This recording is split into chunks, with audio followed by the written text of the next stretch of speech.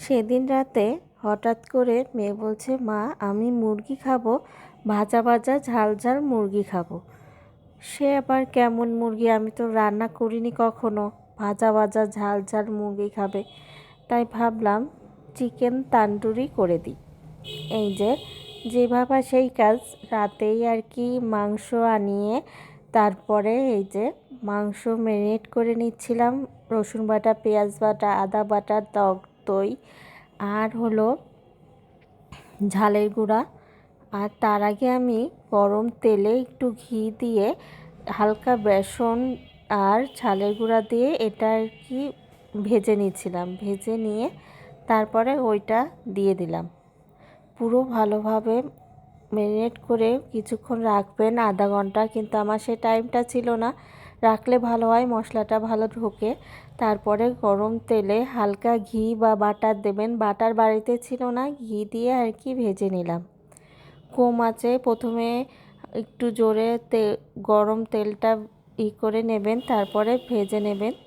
এই যে তারপরে কম আঁচে দেবেন যাতে মাংসটা ভালো করে ভিতর থেকে ভাজা ভাজা হয়ে যায়। এই যে দেখতে পাচ্ছেন, মনেও একটা ভয় ছিল, মেয়ে ভালো খাবে কি খাবে না, কেমন লাগবে কি লাগবে না বুঝতে পারছিলাম না।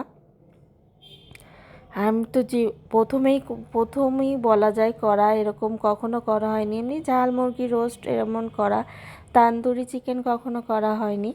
তারপরে এই তো এই যে দেখেন, রসুন যেই দিয়েছি একদম তেল ছিটে চলে এসেছে, আর আমি সাথে সাথে দৌড়ে সরে গেলাম। সব মাংসগুলো ভাজার পরে আমার প্রথমেই করা উচিত ছিল এই আলু এইগুলো হালকা সিদ্ধ করে ঠান্ডা জল দিয়ে রাখা, তাহলে সবজিগুলো টাটকা টাটকা দেখা যায়। কিন্তু আমার সেই টাইমটাই দিচ্ছে না, বা মা খিদে পেয়েছে বারবার এসে বলছে।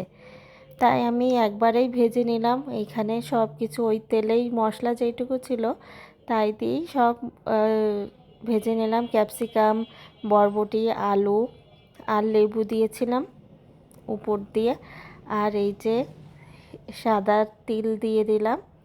এই তো আমার তান্দুরি চিকেন খুব ঝটপটে হয়েছে, হাতের কাছে সব কিছু গোছানো থাকলে টাইম লাগে না। আর এই যে করেছিলাম সবজিটা, অবশ্য আমার বর আমার দেবর কি খেয়েছে আর আমরাও খেয়েছিলাম, হালকা পাতলা বেশ ভালোই লাগছিল। এই যে বাকিটুকু করেছিলাম এই তো। আর আপনাদের সাথে কেমন লাগলো অবশ্যই কমেন্টে জানাবেন, আর ভালো লাগলে কমেন্ট করবেন। আর বাড়ির সবাই খুবই ভালো খেয়েছে, আপনারাও একদিন ট্রাই করে দেখতে পারেন, খুব ভালো লাগবে খেতে। ভালো থাকবেন, টিনা লাইফস্টাইলের সাথেই থাকবেন। ধন্যবাদ। বাচ্চারা বা প্রিয়জন কেউ খেতে চাইলে এমন সুন্দর করে করে দিতে খুব ভালোই লাগে, আর সুন্দর সুন্দর রিভিউ দেয়, এত ভালো লাগে। ভালো থাকবেন, সুস্থ থাকবেন, টিনা লাইফস্টাইলের সাথেই থাকবেন। ধন্যবাদ।